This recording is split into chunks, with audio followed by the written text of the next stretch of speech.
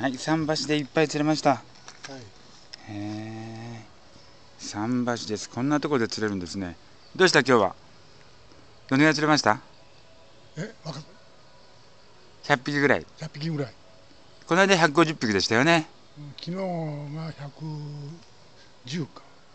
で、この前が150。そうです。一番少ない時が7匹。7匹。